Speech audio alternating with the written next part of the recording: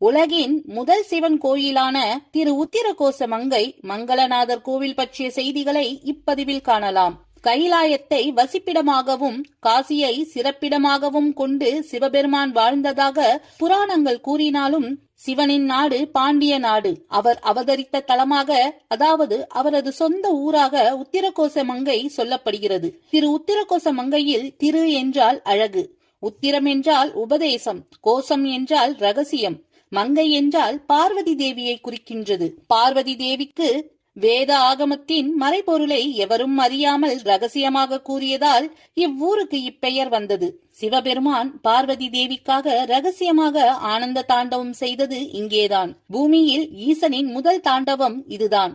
அதன் பிறகே சிதம்பரம் அம்பலத்தில் நர்த்தனம் ஆடினார். பரதக்கலை பிறந்தது இங்கேதான்.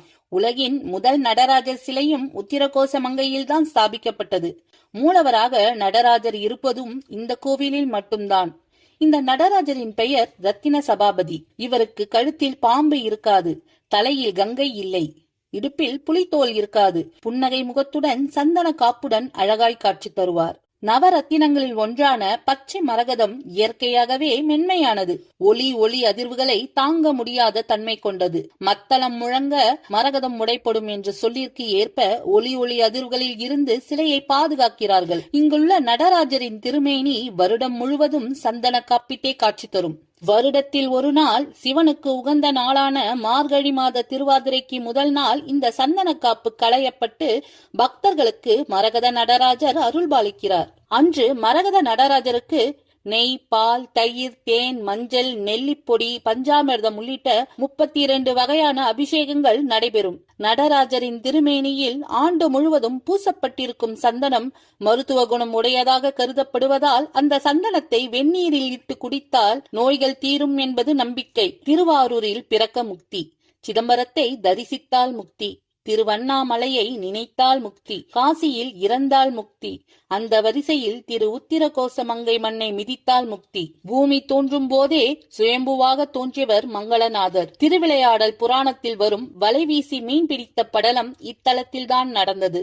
4 யுகங்கள் தோன்றுவதற்கு முன்பே உருவான கோயில் இது. கிருத யுகத்தில் ஆதி சிவனாகவும், திரேதா யுகத்தில் பிரளயதேஸ்வரராகவும், துவாபர யுகத்தில் காட்சி கொடுத்த நாதர் என்றும், கலியுகத்தில் மங்களநாதராகவும் அருள் கொடுக்கிறார். இந்த தலத்தில் வேதவியாசர், காகபுஜண்டர், மிருகண்டு முனிவர், வானாசுரன், மயன், பராசர், மாணிக்க வாசகர், அருணகிரிநாதன், காரைக்கால் அம்மையார் என்று பலர் வழிபட்டு ஈசன் அருள் பெற்றுள்ளனர். ஆதி காலத்தில் இந்த தலம் சிவபுரம், தட்சிண கைலாயம், சதுர்வேதி மங்கலம், ஞானகிரி, தபோவனம், கண்டிஷேத்திரம், ரிஷிபுரம், ராவணபுரம், பிரம்மபுரம், பத்ரிகாரண்யம், இலந்திகை பள்ளி, பத்ரிகா கஷேத்திரம், வியாக்கிரபுரம், மங்களபுரி, பத்ரி சயன சத்திரம், ஆதி சிதம்பரம் என்றெல்லாம் வேறு வேறு பெயர்களில் அழைக்கப்பட்டுள்ளது. ஸ்தல மரமாக கிருத யுகத்தில் மாமரமும், திரேதா யுகத்தில் அரச மரமும், துவாபர யுகத்தில் வில்வ மரமும் இருந்தது. இப்போது கலியுகத்தில் இலந்தை மரம் ஸ்தல மரமாக இருக்கின்றது. இந்த இலந்தை மரம் சுமார் 3300 ஆண்டுகளுக்கு முற்பட்டது. அதிசயம் என்னவென்றால் இன்றும் பூத்தும் காய்த்தும் கொண்டிருக்கின்றது. இங்கேதான் தாழம்பூ சாப விமோச்சனம் பெற்றது. ஆகையால் மற்ற சிவாலயங்கள் போல் அல்லாமல் இங்கு தாழம்பூ பெருமானுக்கு சாற்றப்படுகிறது. நவகிரகங்கள் தோன்றுவதற்கு முன்பாகவே உருவான கோவில். ஆதலால் சூரியன், சந்திரன், அங்காரகன் எனப்படும் செவ்வாய் கிரகங்கள் மட்டுமே இங்கே உண்டு. மண்டோதரி தொடர்பான கல்வெட்டுக்கள் இன்றும் இக்கோவிலில் உள்ளன. மண்டோதரிக்கு நீண்ட நாட்களாக திருமணம் ஆகாமல் இருந்தது.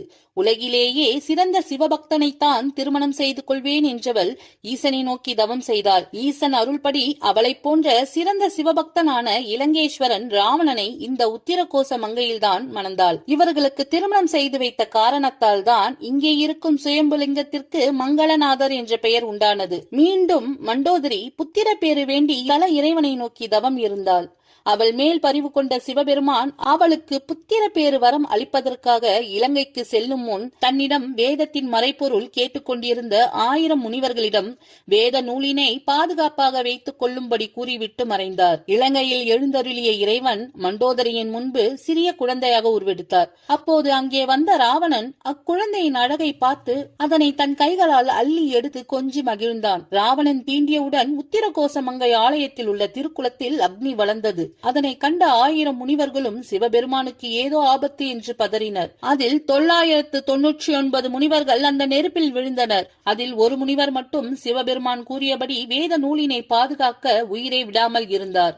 மண்டோதரிக்கு வரம் கொடுத்துவிட்டு அங்கே வந்த சிவபெருமான் நடந்ததை அறிந்து வேதங்களை காத்த அந்த முனிவரை மெச்சினார். அடுத்த பிறவியில் மாணிக்க வாசகராக பிறந்து தமிழுக்கு தொண்டாற்றி தன்னை அடையுமாறு கூறியவர் அக்னி குலத்தில் உயிர்விட்ட 999 முனிவர்களை தன்னுடன் சேர்த்து சகசிரலிங்கமாக மாறினார். இன்றும் அந்த சகசிரலிங்கத்தையும் அக்னி குலத்தையும் நாம் தரிசிக்கலாம். சிவபெருமான் வரம் கொடுத்த அந்த முனிவர் அடுத்த பிறவியில் வாதவூரான் என்னும் மாணிக்க வாசகராக பிறந்து பல நூல்களை இயற்றி சிவபதம் அடைந்தது தனிக்கதை.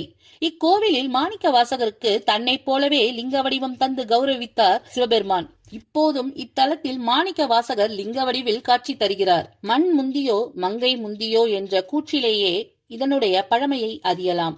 இந்த கோவில் வர வேண்டும் என்றால் நீங்கள் மட்டுமல்ல, உங்கள் முன்னோர்களும் புண்ணியம் செய்திருந்தால் மட்டுமே திரு உத்திரகோசமங்கை மண்ணை மிதிக்க முடியும் என்பது ஐதீகம். இந்த காணொளி பார்க்கும் கேட்கும் அனைவருக்கும் அந்த பாக்கியம் கிட்ட எல்லாம் வல்ல எம்பிரான் அருள் புரியட்டும். ஓம் நமச்சிவாய.